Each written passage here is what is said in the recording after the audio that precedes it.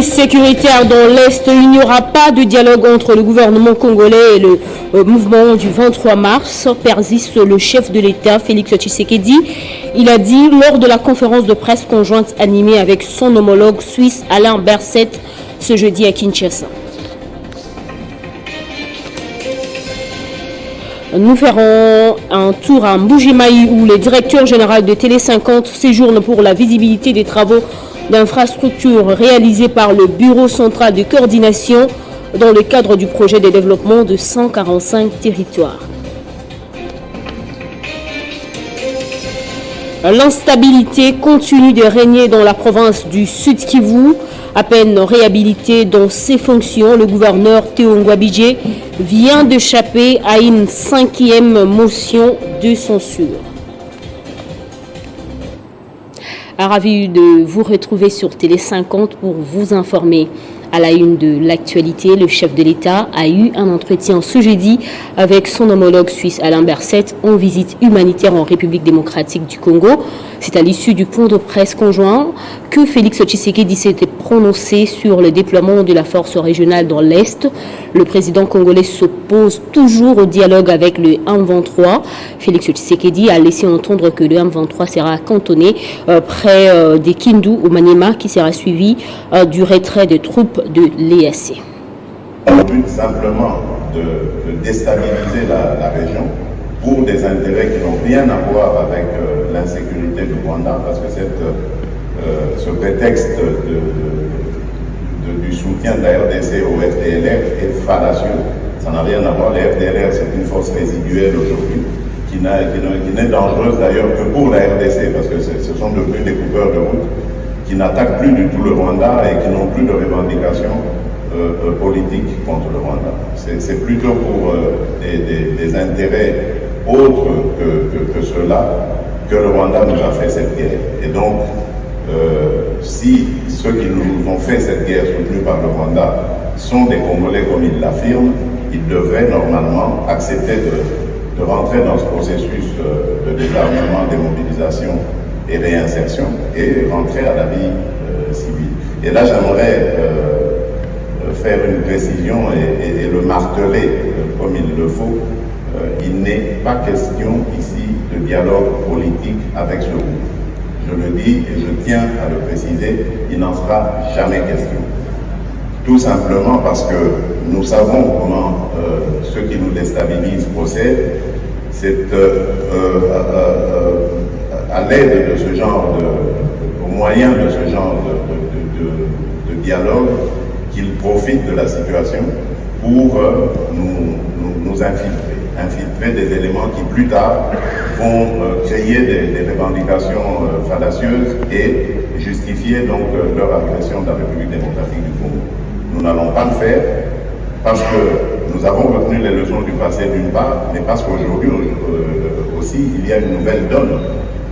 L'Assemblée nationale, le Parlement en général, a pris une position claire et ferme là-dessus. Il ne sera désormais plus question de négociation politique avec des groupes armés qui craignent des moyens militaires, qui utilisent les moyens militaires contre la République démocratique du Congo.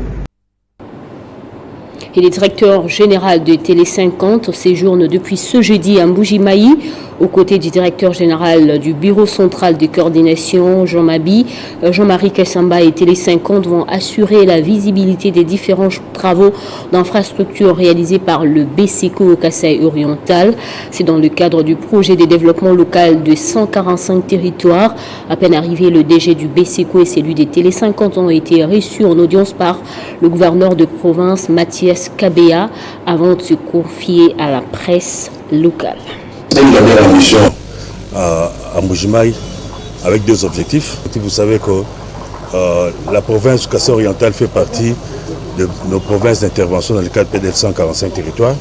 À ce titre, nous sommes venus superviser les travaux de construction des infrastructures socio-économiques qui ont déjà démarré.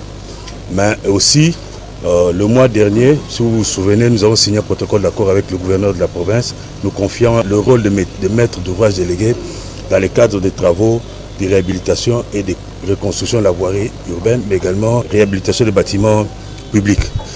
C'est à ce titre que nous sommes venus discuter des priorités que nous devons appuyer.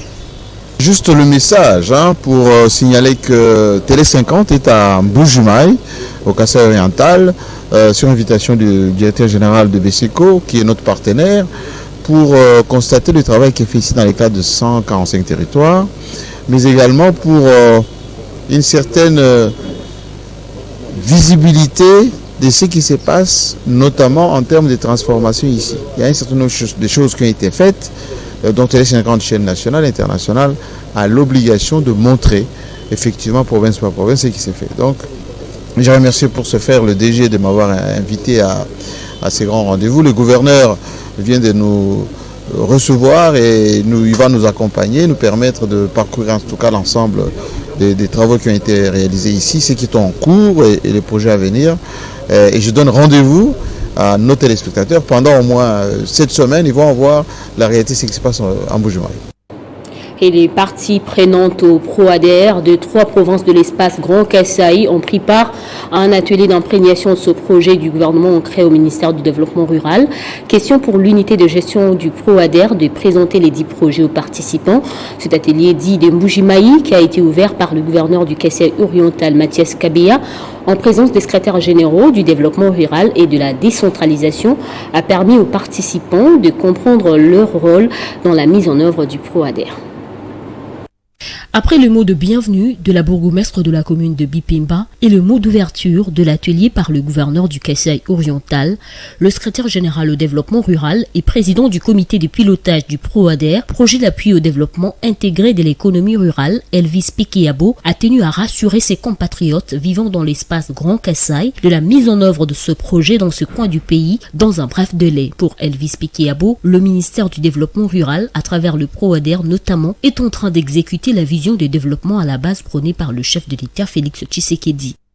Cette volonté du chef de l'État, c'est de développer notre territoire à partir de la base, est en train d'être matérialisée par le gouvernement de la République à travers notamment et surtout le ministre d'État, ministre du Développement rural, son Excellence François Rubota Masumbuko, que je félicite en passant pour sa reconduction à la tête de ce méga ministère. Le professeur Michel Dissonama Sindo, chef de projet au ProADR et animateur principal de cet atelier d'imprégnation pour l'espace Grand Kasaï, s'est beaucoup appesanti sur le traitement de points chauds sur les routes des dessertes agricoles dans les bassins de production. Et aujourd'hui, avec la stratégie du ProADR, c'est de stabiliser des tronçons qui sont des tronçons problématiques. Par ailleurs, 52 motos DT125 ont été remises aux chefs de secteur ciblés dans le Grand Kasaï par le ProADR ainsi qu'à leurs collaborateurs techniciens du développement rural, agriculture et environnement. Et pour le fonctionnement de sa haute chambre, la République du Mali s'inspire du Sénat congolais. Une forte délégation de ce pays de l'Afrique de l'Ouest, conduite par Mamadou Satiki Diakité, président du Haut Conseil des collectivités et des territoires du Mali, a été reçue à cette fin ce jeudi au Palais du Peuple par le président du bureau du Sénat, Modeste Bahati. Selon Mamadou Satiki Diakité, cette délégation malienne est à Kinshasa pour expliquer aux autorités congolaises le bien fondé du changement de la constitution malienne actuellement en cours d'élaboration. Elle veut aussi sensibiliser la communauté malienne vivant à Kinshasa afin de s'approprier les réformes en cours dans leur pays. Parmi les réformes en cours au pays de Modibo Keïta, le changement du Parlement actuel au Mali, qui n'est composé que de l'Assemblée nationale et qui, au terme de la réforme, comprendra aussi le Sénat. Et le Parlement de la République démocratique du Congo est choisi comme modèle qui doit inspirer le Mali. Mamadou Satiki Diakité a mis à profit son séjour en République démocratique du Congo pour recevoir les conseils du bureau du Sénat congolais sur le fonctionnement de cette chambre haute du Parlement congolais et solliciter son accompagnement dans la mise en œuvre de cette importante réforme dans son pays. Nous sommes là dans le cadre des réformes institutionnelles que le Mali a commencé, dont un projet de constitution. Je suis à RDC pour expliquer aux Maliens résidents à RDC le contenu de ce document. Dans une ambiance conviviale, Modeste Bahati Lukwebo et Mamadou Satiki ont échangé des cadeaux pour sceller leur amitié. La délégation malienne s'est dit impressionnée de voir le bureau du Sénat de la République démocratique du Congo respecter le genre avec la présence de 3 femmes sur 7 membres qui composent le bureau de la Chambre haute du Parlement. Il faut noter que quelques sénateurs membres de la commission chargée de relations extérieures du Sénat congolais ont également pris part à cette rencontre. Et au Sud Kivu, le gouverneur Théo Ngouabidje vient de chapper à une 5e motion de défiance. Après examen de pétitions qui visaient certains membres du bureau, la plénière a réhabilité les députés Luamira et Kalafula, respectivement président de l'Assemblée provinciale et questeur. 3 autres députés ont intégré le bureau qui, après cette composition, a jugé inopportune la motion de censure contre le gouvernement provincial et par conséquent l'a rejetée. Explication avec Joseph Amani. Quelle que soit la durée de la nuit, le soleil finit par apparaître, dit-on. Théo Ngouabidje Kassi reste en fonction des gouverneurs de la province du Sud Kivu. C'est la conséquence du rejet de la motion de censure, la 5e du genre, adressée contre le gouvernement provincial qu'il dirige. 26 députés présents dans la plénière ont à l'unanimité jugé inopportun le vote de la motion, intervenu moins de 24 heures après la reprise des fonctions de l'autorité provinciale, récemment réhabilitée par la haute cour du pays. Ceci est intervenu après l'examen des pétitions adressées aux membres du bureau définitif de l'Assemblée provinciale. Ainsi, Zachary Luamira garde ses fonctions de président de l'organe délibérant. Il sera secondé par Cosmos Bichicha, vice-président, Ndabago et Richard, rapporteur, alors que Blandine Kalafula demeure questeur. La nouvelle ossature aura pour tâche d'œuvrer pour la cohésion entre les institutions provinciales pour booster le sort de la province, conformément à la vision du chef de l'État, Félix-Antoine Tshisekedi. Le chef de l'État se demande pour qu'il y ait la paix. Et il a besoin de notre soutien. Il a besoin du soutien de toute la province. Et nous, en tant que vos représentants, nous continuons encore à réaffirmer notre soutien indéfectible au président de la République, son Excellence Félix-Antoine Tshilombo. Je vous promets qu'il y aura la stabilité dans la province. Scène de liesse pour quelques sympathisants de l'Union sacrée de la nation, dont le parti présidentiel, l'IDPS Tshisekedi, présent à l'hémicycle. Avec cette confortation, les habitants du Sud Kivu espèrent ainsi la reprise rapide de tous les chantiers en berne lancés. Le ministre des Transports et Voies de Communication milite pour la bonne gestion des entreprises sous sa tutelle. Pour ce faire, il a reçu le patron de l'Inspection générale des finances dans l'optique de solliciter son accompagnement pour assainir son secteur. C'est une journée de mercredi 12 avril très chargée au cabinet du ministre des Transports, Voies de Communication et Désenclavement. D'abord, une audience accordée à l'inspecteur général de finances, Jules Alingueté, maître Marc Ekila qui milite pour la bonne gestion des finances publiques au sein des entreprises sous sa tutelle, a convié le patron de l'IGF à l'accompagner pour assainir son secteur. Nous avons répondu à l'invitation de son Excellence Monsieur le Ministre pour échanger autour d'un certain nombre de dossiers ayant fait l'objet des contrôles de l'Inspection générale des finances. Après avoir conduit des négociations directes avec les entreprises chinoises One Glory Shipping et Rapido, le ministre des Transports, Voies de Communication et de Désenclavement a tenu à associer le même mercredi le conseil d'administration aux discussions par visioconférence en vue de l'acquisition des navires en faveur des LMC. Cette démarche rencontre pleinement le plan de relance mis en place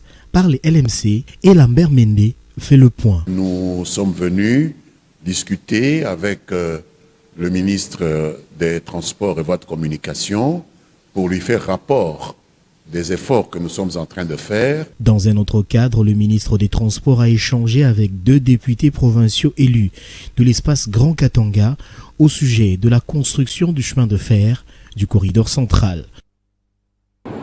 Le ministre des Affaires sociales, Action humanitaire et Solidarité nationale, Modeste Mutinga, a lancé officiellement ce jeudi le site web de son ministère lors d'un atelier de validation. Le défi majeur demeure la promotion d'un nouveau type de protection sociale.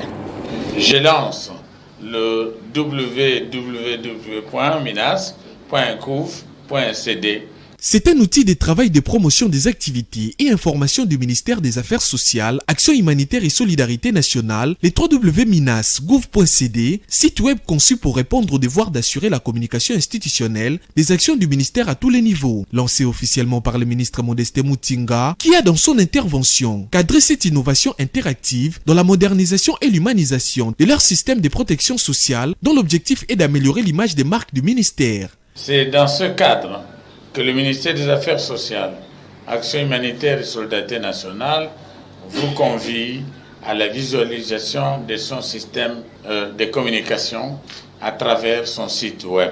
Il s'agira d'une communication dynamique à établir non seulement entre les différents partenaires techniques et financiers de mon ministère, mais aussi et surtout entre les autres bénéficiaires des actions de notre grande administration. C'est donc naturellement que je vous propose de manière virtuelle la rubrique e-audience de notre plateforme qui vous permettra de débattre des sujets à caractère social. Cet atelier a connu plusieurs temps forts, notamment les mots de circonstance du coordonnateur de la Convention de partenariat Fonds social de la RDC Minas, suivi de la présentation du site par les consultants recrutés par la Convention. Modeste Mutinga a en outre invité tous les agents et cadres de s'approprier ce site, un outil remarquable financé par la Banque mondiale avec l'appui du FSRDC. Au Nord Kivu, une délégation du ministère des Finances a bouclé ce jeudi sa mission de contrôle et de collecte des données comptables pour la préparation du projet de loi portant réédition des comptes de la loi de finances rectificative de l'exercice 2021 à l'université de Goma. À l'issue de cette mission, cette délégation a salué la gestion de l'INIGOM. Pachiko Kwavundama pour d'autres détails. C'est dans le cadre des travaux de préparation du projet de loi portant réédition des comptes de la loi des finances rectificative 2021-2022 que les agents et fonctionnaires du ministère des Finances ont effectué à Goma une mission officielle auprès de tous les services publics et institutions de l'État qui ont participé à la mobilisation des recettes et à l'exécution des dépenses de la loi des finances précitée. Voilà pourquoi ils ont été à l'université de Goma pour visiter les différentes réalisations du comité de gestion. Isabelle Ndelela, membre de cette délégation, salue les prouesses du comité de gestion de l'UNIGOM avec à sa tête le professeur Mouindo Mwanda. Elle demande aux autres institutions supérieures et universitaires de suivre son pas. Nous sommes allés aussi visiter notre prochaine clinique universitaire et nous sommes vraiment flattés. Nous sommes très contentes de voir vraiment les réalisations pareilles. C'est bien géré. Parce qu'en voyant seulement les réalisations, nous disons non, il a bien géré. Et c'est un homme à féliciter. D'ailleurs, je disais tout à l'heure, si j'avais un bouquet de fleurs, je pouvais bien jeter ça auprès du recteur. C'est un homme à féliciter, c'est un bosseur. Cette mission du ministère des Finances était à l'université de Goma pour obtenir également les budgets annexes de l'enseignement supérieur et universitaire, la quotité et autres recettes dues au trésor public sur base du palmarès académique.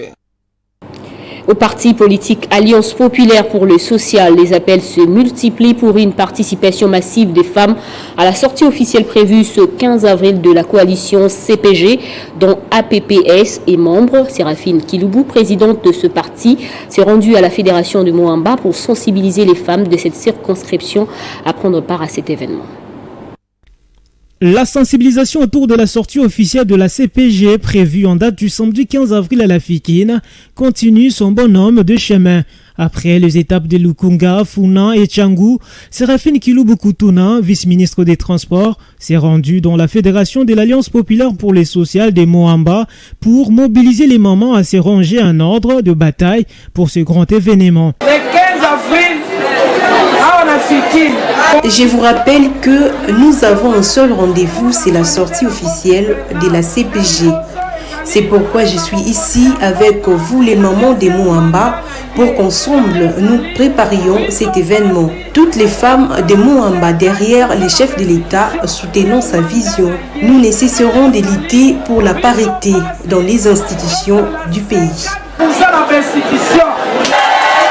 Le combat de la coalition nationale pour la parité et la bonne gouvernance se tourne sur la réélection du chef de l'État et la représentativité paritaire des femmes dans les institutions de la République conformément à l'article 14 de la Constitution.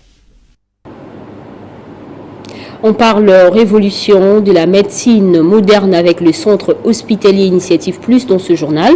Le neurochirurgien et médecin directeur Dr Talaja a organisé une journée scientifique à Kinshasa sur les enjeux de la dialyse en RDC.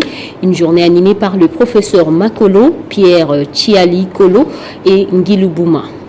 Le toxique urinique, la différence entre le mot dialyse et la dialyse péritoniale ont été exposés par le professeur Makolo. C'est à ce prix qu'aujourd'hui la dialyse péritoniale, dans beaucoup de pays, même en Europe, fait la concurrence avec le mot dialyse.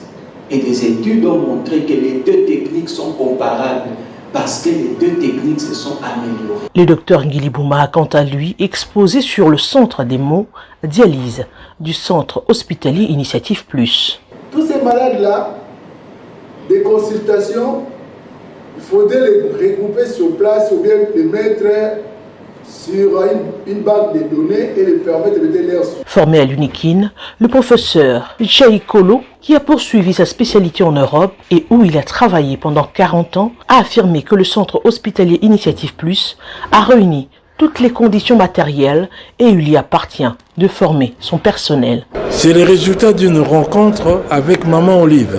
Elle nous a dit une phrase qui me reste toujours à l'esprit. Israël s'est développé grâce à la diaspora. J'ai besoin de vous pour développer les pays. Organisateur de cette journée scientifique, le Dr Ntalaja a précisé qu'au CHIP, il se développe l'hyper-spécialité. CHIP a cette ambition-là, c'est un hôpital des Congolais. On s'est dit qu'on doit trouver des solutions pour les Congolais et c'est l'objectif. Nous avons commencé une série d'activités dans l'hyperspécialité et nous devons continuer à faire avancer notre médecine. Beaucoup de défis restent à relever au niveau de la médecine, a déclaré le président de l'Ordre national des médecins. Pour lui, il y a nécessité d'avoir notamment des mutuelles de santé pour permettre aux patients d'accéder facilement aux soins et de ce fait, l'endo-urologie est une nécessité et les urologues doivent s'en approprier pour offrir des soins de qualité de manière optimale. Tous unis et solidaires pour le bien commun et la transmission, telle est la devise de la Chambre de commerce, d'industrie et de services qui verra officiellement au jour ce vendredi 14 avril à Rotana. L'annonce a été faite ce jeudi par son président Jean-Robert Issifwa au cours d'une conférence de presse à Kinshasa. C'est une association à caractère économique, industriel et social qui vise à faire autrement les choses. La CCIS-RDC, que dirige Jean-Robert Issifwa, apporte un nouveau concept et modèle de fonctionnement dans le monde des affaires avec plusieurs spécificités. Le président de la Chambre, Jean-Robert Issifwa, a également annoncé la sortie officielle de la CCIS-RDC pour ce vendredi 14 avril à Rotana. Aujourd'hui, je voudrais vous présenter cette chambre qui est une chambre assez spécifique parce que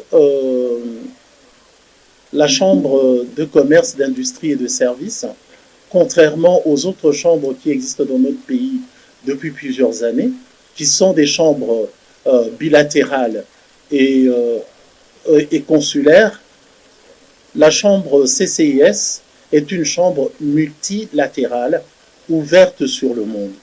Demain sera le jour de lancement de cette chambre, mais déjà nous avons eu à se réunir, à tenir des réunions du conseil d'administration par 3 fois. La chambre de commerce, d'industrie et de services n'est pas exclusivement réservée aux Congolais.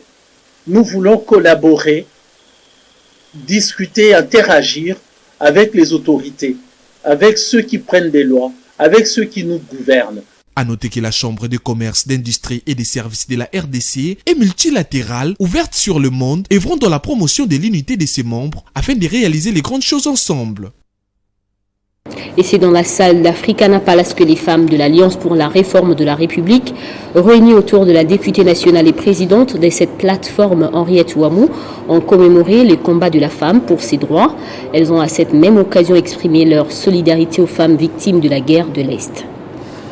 Les femmes du regroupement politique Alliance pour la réforme de la République, ADR en sigle, ont fait preuve de solidarité aux femmes victimes de l'Est au cours de cette activité où elles se souviennent du combat héroïque qui livre la femme quotidiennement à travers le monde pour le recouvrement de ses droits longtemps bafoués. La députée nationale Henriette Ouamou, présidente nationale de cette plateforme, s'estime heureuse de l'avancée de notre pays sur la parité. Aujourd'hui, je suis heureuse de constater que notre pays a fait un grand pas dans la poursuite de l'objectif de parité homme-femme. Dans le cadre de toutes ces réformes, les portes de l'école et de l'université sont largement ouvertes aux filles à titre égal aux garçons. La politique de l'emploi et de rémunération est la même pour les femmes et les hommes. À un même poste, salaire égal. Il faut donc reconnaître que notre pays a réalisé beaucoup de progrès dans ce domaine de l'émancipation de la femme congolaise. En République démocratique du Congo, la femme vote sans discrimination. Pourquoi l'ADR remercie le chef de l'État, Félix Antoine Tshisekedi Tshilombo, pour la masculinité positive, soutenant ainsi le combat de la femme. Pour rendre l'utile à l'agréable, Henriette Ouamou a distribué des pagnes aux femmes de l'ADR en commémorative aux activités marquant la journée internationale dédiée aux droits des femmes. C'est sous une ambiance bon enfant qui s'est clôturée la manifestation. Et à l'occasion de ces 129 ans de leadership bancaire dans le monde, les filiales de FBN Bank en RDC et au Royaume-Uni ont changé de nom et seront désormais appelées First Bank. Ce changement est justifié pour assurer la clarté de la marque, sauvegarder son uniformité et sa cohérence sur tous les marchés où la banque exerce ses activités. Elle ne sera plus appelée FBN Bank, la banque nigérienne, dont ses différentes filiales du Royaume-Uni et de l'Afrique subsaharienne, sera désormais appelée First Bank. L'objectif de cette nouvelle nomination est de s'aligner sur la marque mère First Bank Nigeria, profiter de son solide héritage et de sa notoriété du haut de ses 129 ans de leadership bancaire. C'est là dans le but d'assurer la clarté de la marque, sauvegarder son uniformité et sa cohérence sur tous les marchés où la banque exerce ses activités. Face à la presse, Olajide Aeronui, directeur général du désormais First Bank DRC SA, revient sur la vision de la banque tout en rassurant les grands publics sur les fonctionnements de cette structure bancaire qui reste inchangée.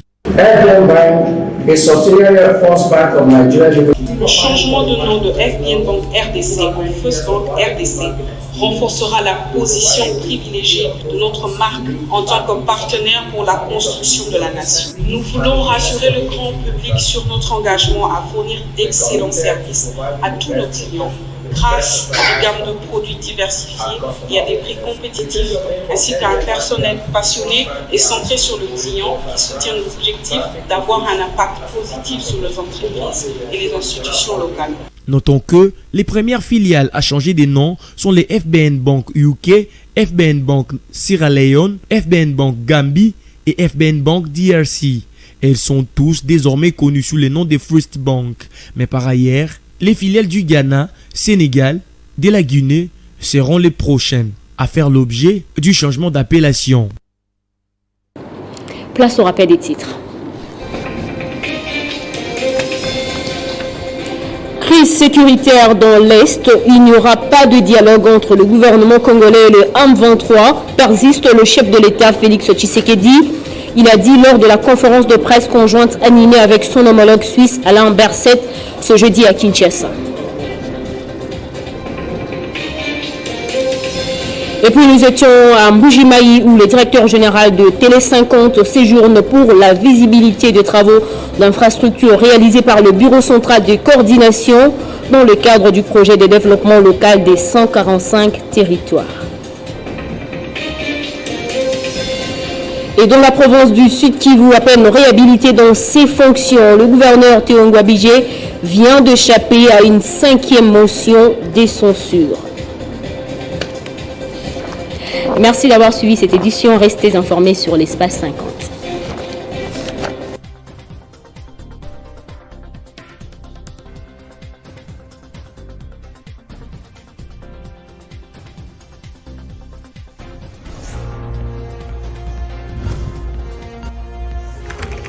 l'actualité reste incontinue.